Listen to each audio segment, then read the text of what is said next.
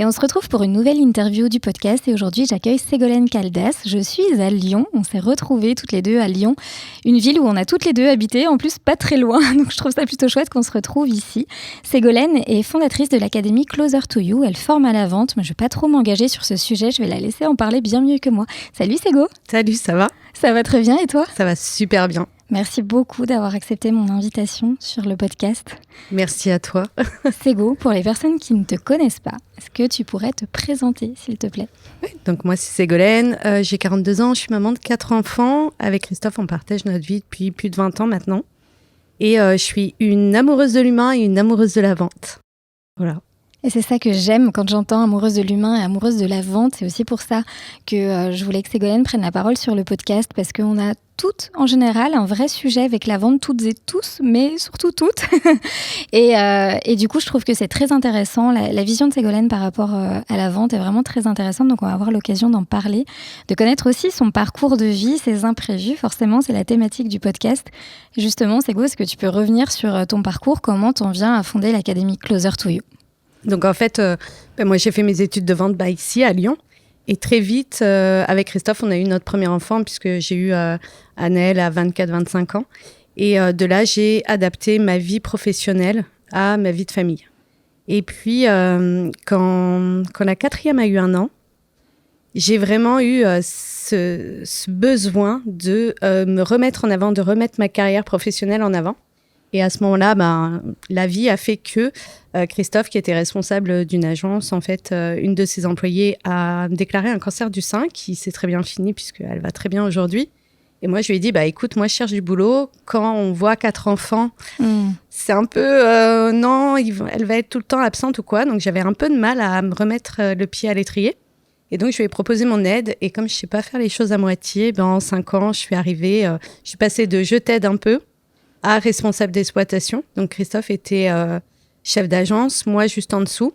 Et on s'éclatait tous les deux, super niveau de vie. Mais un jour, il y a cette conversation avec ma fille qui ne sait pas ce qu'elle veut faire de sa vie, mais à qui on demande de choisir une orientation. À quel âge à ce moment-là, du coup ? Elle est en 4e à ce moment-là. Ok. Donc, elle a 13-14 ans. Et moi, je me vois lui dire, écoute, est-ce que tu aimes travailler, être à l'extérieur, à l'intérieur, en équipe, toute seule ? Mais surtout, regarde pas quelque chose pour le salaire, mais pour ta qualité de vie. Et au moment où je lui dis ça, je me vois comme sortir de mon corps. Et puis, je me dis, t'es en train de lui dire, fais ce que je te dis, mais pas ce que je fais. Parce qu'à l'époque, on emploie 3 personnes pour les garder. Comme Christophe est le chef et moi, je suis en dessous, quand le chef est pas là, c'est le sous-chef qui prend les rênes de l'agence. Donc, on se retrouve à avoir qu'une seule semaine de vacances ensemble en famille par an. Okay. Et on les envoie chez mes parents à 4 heures de route d'ici à chaque vacances, quoi. Donc, oui, je me suis réalisée professionnellement, mais j'ai perdu ma qualité de vie. En fait, je me suis dit, tous les moments, tous ces souvenirs aux côtés desquels je suis en train de passer avec eux, ils ne se représenteront pas. Et c'est là où j'ai cherché comment transférer mes compétences, mon métier de salarié à la maison et entrepreneur. Ok, parce que du coup, avant ça, tu n'étais pas entrepreneur, jusqu'à ce que la 4e te mette aussi Alors, face à cette réalité. Alors, j'ai fait du MLM, j'ai vendu des Tupperware, j'ai fait Natura Brasil, j'ai fait plusieurs boîtes. La vente a toujours fait partie de tes jobs d'une façon ou d'une autre. Toujours, ouais. Ok. Et est-ce que tu peux dépoussiérer la casquette du commercial ? Parce que là, on parle vraiment de ça. Et s'il te plaît, parce que, tu sais, moi, il y a quelque chose qui reste assez ancré. On m'a souvent dit, t'es très bonne commerciale. Et je l'ai toujours très mal pris. Oui. Parce que quand on me disait ça, j'avais envie de dire non, en fait, je suis pas une bonne commerciale, juste je suis passionnée par ce que je fais et donc je le transmets. Et quand on me disait t'es bonne commerciale, j'avais l'impression qu'on me mettait une étiquette, tu serais prête à vendre ta mère, alors que clairement, c'est tellement pas ça. Et du coup, quelle vision, tu peux nous apporter par rapport à ça, par rapport à la vente ? Parce que je pense que ça peut faire du bien d'entendre ça. Tu sais, déjà, ce qui est intéressant, c'est que moi, je suis issue d'une famille où on déteste ces vendeurs, on déteste ces commerciaux. Justement, j'ai grandi avec une vision de le vendeur, c'est celui qui t'arnaque. Le vendeur, c'est celui qui est là pour te prendre ton argent. Waouh, alors c'est dingue que t'en sois venue là. Et en fait, moi, depuis toute petite, j'ai toujours vendu des choses. C'est-à-dire que j'ai été scout. Pour financer nos voyages scouts, on fabriquait un gâteau et on vendait les parts à la fin de la messe. J'ai pu partir en voyage humanitaire en Afrique en vendant des cartes kilomètres sourire. C'est-à-dire que j'allais en ville et j'abordais les gens et je leur disais, voilà, je vous propose d'acheter symboliquement 1 kilomètre qui va me rapprocher du Sénégal ou du Togo. Et après, toutes les personnes qui m'avaient donné une petite somme, je leur envoyais une carte pour leur donner des nouvelles de ce que j'avais fait comme voyage humanitaire, qui j'avais aidé, ce que j'avais vécu, ce que j'avais compris. Et je crois que c'est cette vision-là de la vente. C'est je fabrique quelque chose, même si de l'extérieur, ça paraît anodin, un gâteau. Mais les gens sont heureux de participer à quelque chose et reçoivent en retour aussi. Et ça a toujours été ma vision de la vente, c'est on échange. C'est t'as besoin de quelque chose sur lequel je peux t'aider. J'ai une compétence, un savoir-faire, un savoir-être. Et on s'échange. Avant la vente, c'était le troc. Mais il y a un moment donné où le troc a eu ses limites. Donc on a mis l'argent, on a mis tout ça. Mais je pense qu'on peut garder cette essence-là de... C'est un échange entre nous et c'est une vision complémentaire. On se complète en fait. Qui je suis, ce que je fabrique, ce que je propose, eh bien ça répond à un désir, à une envie, à un besoin de ton côté. Par contre, il y a des choses auxquelles je ne crois pas. Je ne crois pas qu'on puisse créer un besoin chez quelqu'un. Et je ne crois pas à la vente forcée. C'est-à-dire qu'on a cette image-là du commerce parce que, oui, la vente a été apprise, transmise en pensant chiffre d'affaires, justement croissance. Et je pense que c'est pas qu'on n'aime pas la vente, mais on ne veut pas être la personne qui fait ça pour l'argent. Et moi, quand on me dit aussi, Ségo, tu pourrais tout vendre, je réponds non. Oui, techniquement, je peux tout vendre, je suis capable de tout vendre, mais humainement, il y a des choses que je ne vendrai jamais. Ouais, donc clairement, ça se ressent. Je suis ravie de t'entendre dire tout ça parce que je répète sans cesse, mais vraiment sans cesse, aux femmes dans l'académie, sans cas, que la vente, c'est rendre un service. Vendre, c'est rendre un service. Et je leur répète des fois, plusieurs fois de suite pour qu'elles l'intègrent parce que c'est fondamental en fait. C'est juste de se dire, on n'est pas là juste pour vendre et faire du chiffre d'affaires. On est là pour faire quelque chose qu'on aime et que les personnes en face de nous ont besoin aussi.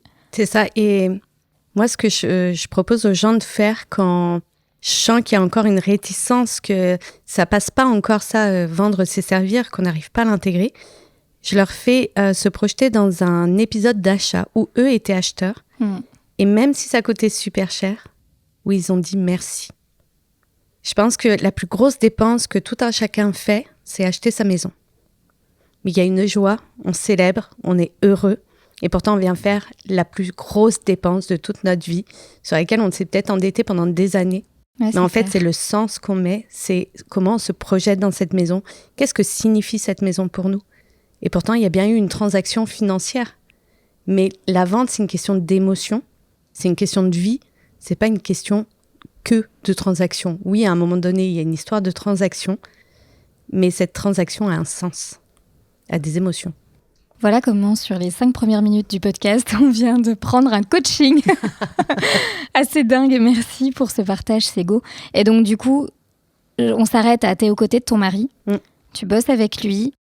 Quand tu échanges avec ta fille, ça te renvoie cette image de maman qui n'est pas présente. Et tu dis clairement, je veux pas ça. Donc, tu transformes ton avenir. Du coup, tu deviens entrepreneur. Qu'est-ce que tu fais ? Comment tu le fais ? Alors déjà, je me renseigne sur qu'est-ce qui existe. Je découvre le closing. Je découvre que alors, mon métier... le closing, qui est la vente, du coup, pour les services en ligne. C'est ça. C'est la personne qui va vendre les programmes, les services d'un entrepreneur quand celui-là est arrivé à un stade où il a besoin de déléguer cette partie vente. C'est comme dans une entreprise lambda. Tu as des commerciaux itinérants, des vendeurs itinérants, des vendeurs sédentaires. Mais là, c'est comme si nous, on est le vendeur sédentaire de l'entreprise en ligne, en fait. OK. Et donc, je me forme parce que pour moi, ça, par contre, c'est hyper important. Quels que soient les secteurs dans lesquels j'ai vendu. J'ai vendu des fringues, des produits cosmétiques. J'ai vendu des toitures, des charpentes dans le bâtiment. Mais il faut toujours que je me forme. Il faut toujours que je comprenne mon marché, les produits et autres. Donc, je me suis formée et j'ai commencé à closer pour des entrepreneurs en même temps que je travaillais à temps plein et avec les enfants. Donc, j'ai vraiment attendu que... Tu étais déjà full et tu t'en es rajouté quand même une couche en te disant Ouais. Je vois que derrière, ça va me décharger. C'est Donc, tu as accepté cette charge de travail momentanée. C'est ça. Ok. En fait, je me suis formée de août à octobre. Fin octobre, je commence à closer. Donc, je close essentiellement sur mes pauses déjeuner dans ma voiture, le soir, les week-ends, les jours fériés. Mais en fait, je veux voir si c'est viable. Parce que je me suis fait une promesse. Je refuse que mes enfants baissent en qualité de vie à cause de, entre guillemets, de mes choix. Je veux vraiment qu'on soit tous gagnants. Je veux, même si dans ma tête, c'est si ça marche pas, c'est pas grave si on finit assise dans un studio. On saura tourner ça, tu sais, en moment magique, en étape de vie. Mais il y a comme une promesse que je me fais de pas mettre en danger. Et puis, autour de moi, mon entourage, il n'y a pas d'entrepreneur. Tout le monde me dit, Ségo, t'es complètement tarée. Vous avez une maison, vous avez 4 enfants. T'as un CDI, quoi. T'as la sécurité de l'emploi. Qu'est-ce que tu vas faire? Et moi, j'y crois. Mais je suis pas non plus folle à... Voilà, je sais que je vais devoir démissionner. Donc, je sais qu'il faut que j'enclenche mon entreprise, qu'elle soit viable, qu'elle me permette de générer autant que mon salaire actuel avant de quitter mon job. Donc, je fais novembre, décembre, janvier, février et mars, début mars, je pose ma dème parce qu'en moins de 3 mois, je suis déjà au niveau de salaire que j'avais. Donc, c'est bon. Okay. Je me dis, c'est bon, on peut y aller. Donc là, tout s'enchaîne très, très bien. Et puis, il y a, je me dissocie d'entrepreneur pour mes valeurs humaines, justement, où à un moment donné, je me dis, OK, là, il veut aller trop vite. Il fait des promesses que, pour moi, c'est pas tenable. Donc, je me dissocie. Et de là, je lance mes propres programmes. Mais je pars sur le mindset et je lâche un peu la vente. Parce qu'en effet, en France, il y a cette image très pushy de la vente. Et à ce stade-là, je ne me sens pas avoir les épaules pour dire, OK, la vente, c'est autre chose. Il y a un autre visage, il y a un autre possible dans la vente. Donc, je pars sur le mindset, mais ce côté vente me manque énormément. Donc, je reprends un coaching pour développer quelque chose autour de la vente parce que je sens que j'ai quelque chose à faire là-dedans, quoi. Donc, de closeuse pour des entrepreneurs, t'en viens à créer tes propres programmes. Ouais. Et du coup, tu sens que t'es pas complètement en phase avec ça et qu'il te manque des choses. Et donc, tu finis par redévelopper d'autres programmes, mais qui, du coup, associent les deux, si je comprends bien. Alors, je me fais coacher et cette personne, en fait, me voit mon potentiel, m'entend parler de la vente, se dit, c'est extraordinaire, il y a vraiment des super trucs à faire. Et de là, me propose une super grosse mission. Génial. Le truc dont tout le monde rêverait, c'est-à-dire d'accompagner les plus gros entrepreneurs de la francophonie dans leur lancement. Et j'accepte. Mais là, c'est important, c'est que ce qu'il faut comprendre, c'est que je suis arrivée pour développer mes propres programmes. Et en fait, j'accepte de closer pour d'autres. Ouais, finalement, tu t'extrais de nouveau de cette chose-là. Tu saisis l'opportunité que tu as à ce moment-là. Voilà, et pour moi, c'est confortable parce que c'est pas moi qui gère. Donc, c'est confortable, je me mets dans mon petit trou de souris, je fais ce que je sais faire. On en revient à l'inconfort quand même de l'entrepreneur qui doit closer ses propres programmes, ses propres services. On a toujours cette chose-là où on serait capable de vendre très bien des choses qu'on a consommées, qu'on voit d'extérieur, etc. Par contre, quand il s'agit de se vendre nous, en fait, c'est toujours quand même plus difficile. Moi, ce qui m'a fait prendre cette décision, il y avait 2 choses. C'était la première, c'était que ça allait être plus rapide de remonter la pente parce que j'avais tout lâché, j'avais lâché tous mes contrats. Donc, c'était à moi de générer mon propre chiffre d'affaires. Donc, je me suis dit, ça va me permettre de redécoller. Et en même temps, ça me permettra de lancer mes propres programmes. Et puis, ça me permettait... Parce que t'imagines avoir le temps nécessaire pour aussi. Oui, j'imagine à ce moment-là totalement avoir le temps. Et puis, je me dis, ça va me permettre aussi de voir les coulisses des plus grosses entreprises. Et ça, c'est passionnant. Ça, c'est des personnes que je connais, que j'aime énormément, que je crois en leur programme. Donc, pour moi, c'est un grand oui. Et j'imagine à ce moment-là avoir le temps de mener les deux de front, en fait. Et on commence et tout. Et en fait, j'ai des résultats. On commence avec une équipe de 9 closeuses. J'ai des très, très bons résultats, du coup. Et au fur et à mesure des lancements qu'on fait, je vois les personnes s'en aller. Et je reste toute seule avec une autre personne que j'ai formée moi. L'équipe est évincée au fur et à mesure. Voilà, l'équipe s'en va au fur et à mesure. Et on finit au bout du 4e ou 5e lancement à 2 pour un lancement de 8000. On est entre 8 et 9000 personnes à gérer. Et j'ai en même temps un autre lancement en anglais où là, je suis toute seule. Et là, je tire un peu la sonnette d'alarme parce que ma réalité, c'est que, alors c'est pas du closing par téléphone, là on est sur du closing par message, où moi, mon concept que j'ai créé à ce moment-là, c'est sur les lancements, en fait, de prendre vraiment en considération chaque inscrit, de le suivre dans ce lancement, dans ce challenge qu'il a décidé de rejoindre, de vraiment lui demander comment il va, si il a réussi tel défi, s'il y a un défi qui est proposé, de garder les gens en fait impliqués dans le lancement, dans le challenge, mais sans désir de vendre, mais juste vraiment que chacun se sente vu, reconnu, apprécié, parce que quand tu fais un challenge, t'oublies un petit peu que ces personnes prennent de leur temps pour vivre le challenge. Et cette notion d'humain tout au long du challenge, pour moi, est importante. Parce qu'il ne faut pas que, pour moi, les gens sentent que, il a construit un challenge juste pour vendre son programme. Ouais. Non, pour nous, c'est important. C'est bien d'avoir cette précision, parce que moi, maintenant, je connais cette partie commerce en ligne. Mais effectivement, une des stratégies qui est utilisée pour vendre des programmes, c'est ce que vient de dire Sego à l'instant, c'est qu'on utilise des challenges, des bootcamps, des masterclass, des choses comme ça qui sont offertes généralement pour ensuite pousser un programme. Mais donc là, toi, ce que tu fais, c'est vraiment remettre l'humain au centre de la démarche. Ils se sentent soutenus, accompagnés dans cette démarche. Et donc, ils ont d'autant plus envie de faire confiance pour la suite. C'est ça. Et puis, parfois, tu sais, moi, je me disais, ces personnes, elles ont peut-être des questions.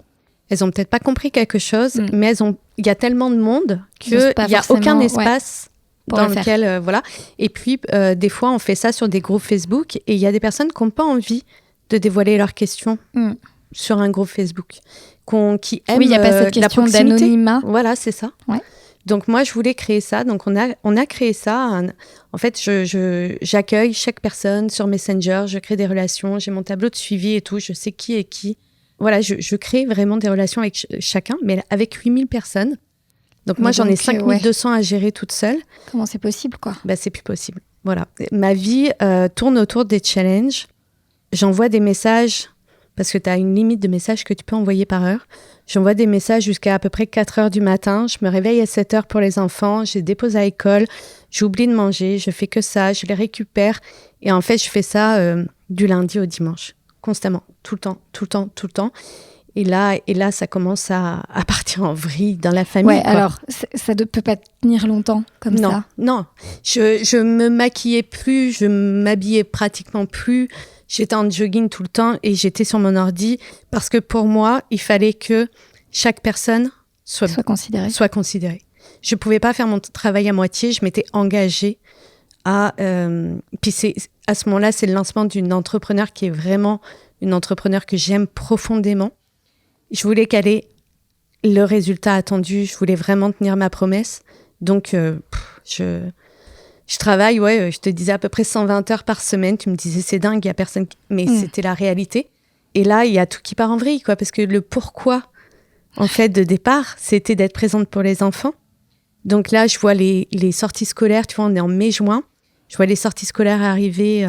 En fait, je ne peux pas y aller.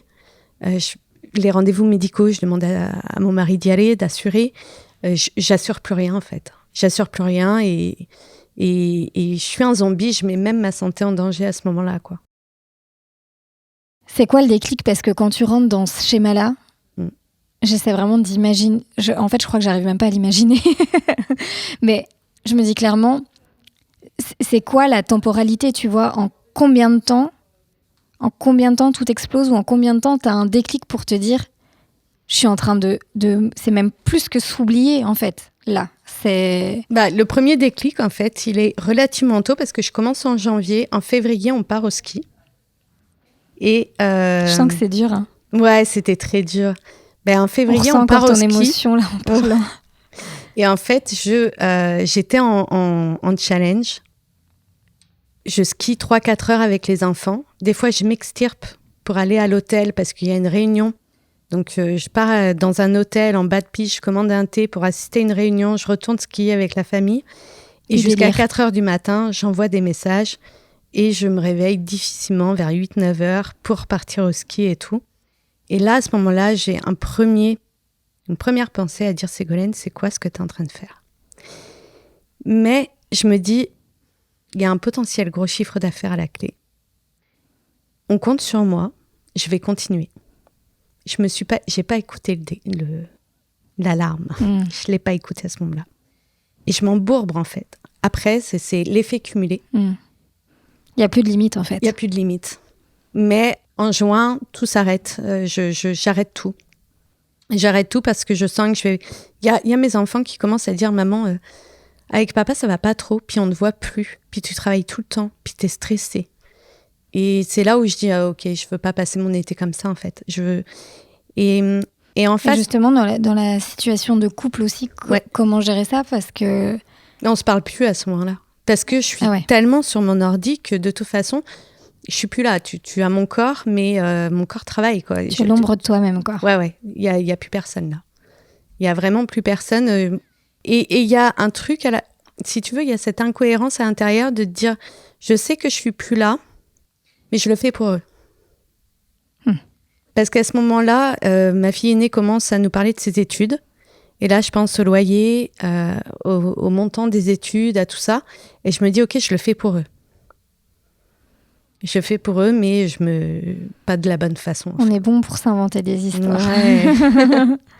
mais voilà, donc je mets un stop et juillet, août, je les passe. Du jour au lendemain, tout s'arrête. Ouais. Tu dis, terminé. Ouais. Il y a eu l'univers, entre guillemets, m'a un peu aidée parce qu'il y a eu vraiment un désaccord majeur entre une personne et moi qui a fait que tout s'est arrêté du jour au lendemain. Ça a été brutal, ça a été violent, mais aujourd'hui, c'est la plus belle chose qui ait pu m'arriver parce que du coup, ça a été tellement violent que ça m'a demandé de me reconstruire, de redéfinir ma mission, de redéfinir ma vision, de poser mes limites, de me redire mon pourquoi. Et surtout, je pense de prendre conscience aussi que j'étais capable de construire mon académie, qu'en fait, on me choisissait justement pour des valeurs et des compétences que moi, je ne me reconnaissais pas. Dans le fond, dans ce que tu racontes aussi, les désaccords, etc., est-ce qu'il y a un sentiment de... T'en faisais déjà énormément, tu t'investissais corps et âme, je crois qu'on peut le dire, et c'était toujours pas assez? Ouais. C'est ça? Oui, totalement. C'était pas assez, puis on en voulait toujours plus, en fait. C'est pas que c'était pas assez, c'est qu'on en voulait toujours plus. Et je crois que moi, il y a quelque chose qui est non négociable, c'est mes valeurs. Et quand je me suis réattachée à mes valeurs, pour moi, c'était, si c'est pour le faire comme ça, je le fais pas. Je préfère générer beaucoup moins d'argent, mais être heureuse. Parce que tu es payée à la com sur ce... Je suis payée à la com. Donc, comme je gère 5000 personnes, que j'aime mon travail, que je mets vraiment d'humain, ben, je gagne super bien. Tu gagnes sur ceux qui transforment, du coup, oui. Qui passent dans des programmes. De ceux que j'ai accompagnés et qui se disent oui, ouais. Ok. Est-ce qu'à un moment, tu as le sentiment que tu risques de tout perdre? Est-ce que tu en prends conscience? Est-ce qu'il y a quelque chose qui te montre que tu risques de tout perdre? Ouais, je pense que parce que à ce moment-là, je dors sur le canapé tous les soirs. Je dors plus avec mon mari. Il n'y a plus de vie de couple. Il n'y a plus de vie de couple, il n'y a plus de vie de famille, il n'y a plus rien. Il n'y a plus rien du tout. Donc oui, il y a ça. Il y a cette prise de conscience de 20 ans de vie de couple. Ouais. Ça vaut, ça n'a rien, ça peut même pas se comparer à un chiffre d'affaires, quoi. Ouais, 20 ans de vie de couple qui peuvent être mises à néant pour 3 mois. Ouais, 3 mois de... 3 mois de challenge. Non, mais je pense que c'est vraiment pour du chiffre d'affaires. C'est vraiment pour ça. C'est courageux de le dire, je trouve. Ouais, c'était pour... parce que quelque part, je me disais, je vais gagner vachement. Je vais pouvoir offrir une vie fabuleuse à mes enfants. Tu vois, c'était vraiment, waouh, ça va être extraordinaire. Mais en fait, quand tu t'arrêtes 2 secondes, tu te dis, mais c'est cool. Tu fais des 5-6 chiffres par mois, c'est génial. Mais tu les vis quand? En fait, t'en profites quand? Le but du jeu, c'est d'en profiter. C'est pas de perdre ta santé. Donc, à ce moment-là, je reviens à moi et je passe vraiment ces deux mois à revenir aux fondamentaux. Te reconstruire. Ah ouais, revenir à qui je suis, à comment je veux y aller. Parce que je crois que le succès dans l'entrepreneuriat, c'est le plaisir. C'est vraiment ça. Le plaisir avec lequel tu fais tes choses. Sinon, on ne tient pas très longtemps. Ah, tu tiens pas. Tu tiens pas et puis tu perds le sens et tu perds ton énergie. Et moi, je crois vraiment, et on en parlait tout à l'heure, que ce soit la vente ou peu importe ton domaine, on est attiré par le taux de plaisir que prend l'autre dans ce qu'il fait. Et si tu es complètement épuisé, que tu perds toute ton énergie, que tu es là que pour le chiffre d'affaires, en fait, tu vas voir ton chiffre d'affaires qui va baisser indéniablement. Alors que si tu postes moins, que tu fais moins de grands trucs, tu vas voir ton chiffre augmenter si tu kiffes ce que tu fais, parce que ça se ressent même à travers un écran. Oui, quand tu prends du plaisir dans ce que tu fais, de toute façon, il n'y a pas de débat. Et c'est magnétique, ça. C'est clair. Le plaisir, c'est magnétique, parce qu'on a envie, encore plus aujourd'hui, on a besoin de gens qui sourient, qui sont heureux, on a besoin de lâcher prise et on a envie de partager notre temps, d'investir aussi avec des gens qui nous font du bien. Ça me permet de faire un lien aussi avec toute l'importance du personal branding, parce que ça peut peut-être paraître flou pour des personnes qui nous écoutent là aussi, mais en fait ça vient vraiment rejoindre ce qu'on est en train de dire là, c'est qu'aujourd'hui les personnes, les clients, vos prospects sont plus là pour acheter un produit ou un service, ils achètent des valeurs, ils achètent une connexion. Oui. Et c'est tellement vrai dans beaucoup de domaines maintenant. Vraiment. Et quasiment dans tous. Quasiment dans tous. Ça a beaucoup évolué. Aujourd'hui, tu es sur un marché à maturité. Donc, des personnes qui proposent plus ou moins, parce qu'on a tous notre unicité, nos différences, les mêmes services que toi, il y en a d'autres. Mais par contre, une personne comme toi, il n'y en a qu'une. Donc, on va te rejoindre pour ton énergie, tes valeurs, comme tu dis, ta vision des choses, pour le fait que tu sois maman, pour le fait que tu sois authentique, pour le fait que t'es qui tu es, tout simplement. Vous voyez comme je suis en train de me reprendre un coaching, là. Merci pour ce partage, Ségou. Avec grand plaisir. T'arrives à te reconstruire à ce moment-là. Ouais. 2 mois, c'est ça? Ouais, je fais un mois intensif de coaching avec une amie. Ouais, voilà, j'avais demandé. Ouais. En août, je fais un mois de Voxer. C'est que des messages. Voxer, c'est une application où tu te laisses que des messages. Donc, tous les jours, c'était intense. Je pense qu'elle ne s'attendait pas à ça, mais je laissais au moins 5-10 messages. J'allais vraiment dans les questions profondes. Et j'étais vraiment très authentique avec elle. Voilà, ça, j'ai peur de ça. Je veux ça, je crains ça. Et on travaillait comme ça au quotidien. Pendant un mois, on a fait ça. Et en septembre, c'est décidé. Je prends la décision. C'est bon, j'y retourne. Mais j'y retourne à ma façon, avec mon pourquoi. Donc, je recrée de A à Z tout mon business, toute mon activité. Et là, c'est plus fort que moi. Il faut que je parle de ma vision de la vente.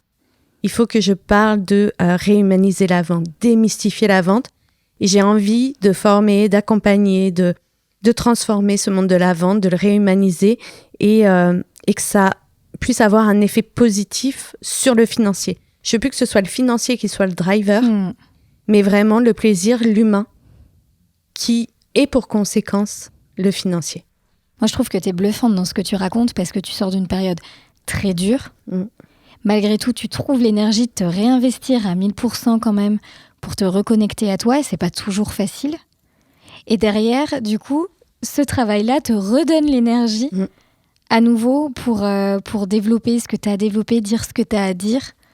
Mais y a qui est-ce qui te drive? C'est quoi ton pourquoi? Mon pourquoi? Tu veux vraiment le savoir? Bah ouais, je veux vraiment le savoir. Je suis pas toute seule, je crois. Je veux plus jamais être salariée.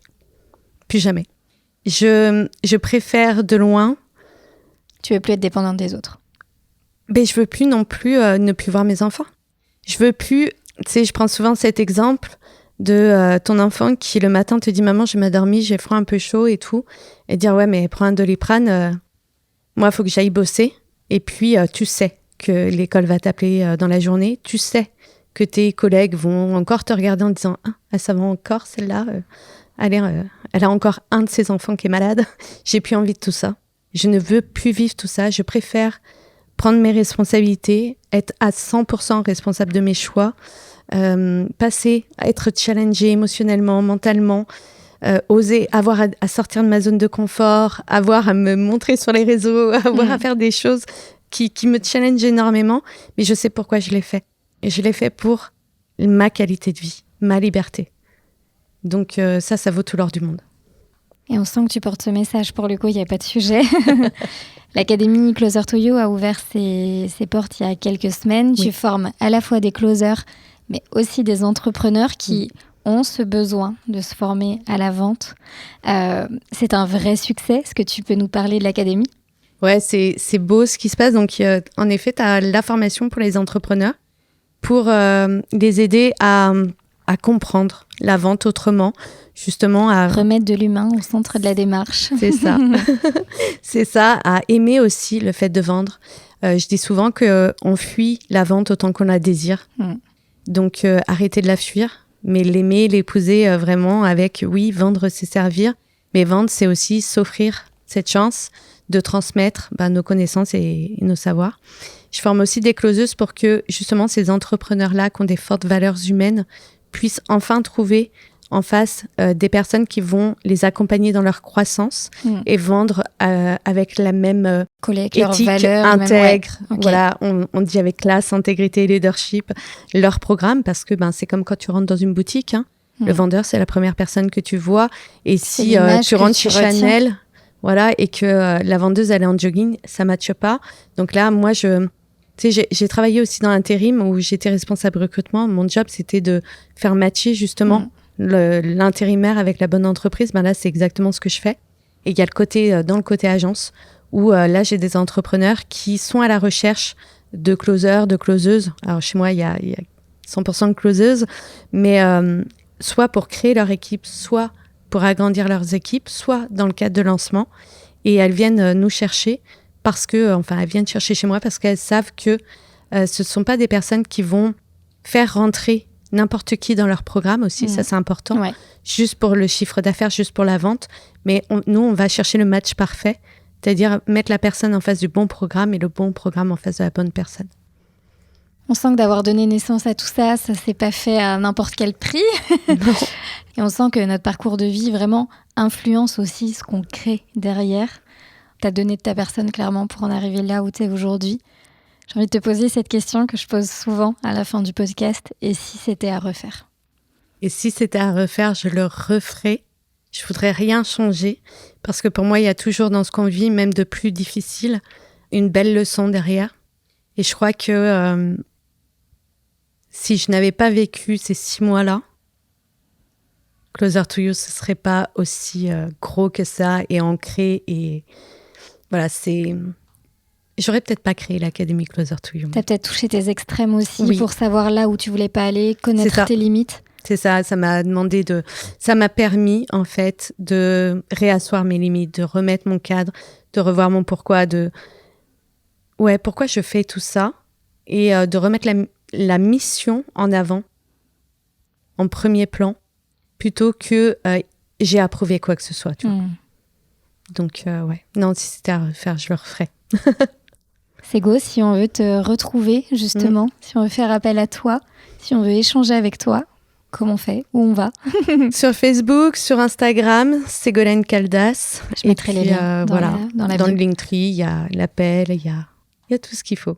Merci pour tous ces partages, Sego. Merci à toi. Je sais que ça coûte aussi de revenir sur ces moments-là. On a senti ton émotion.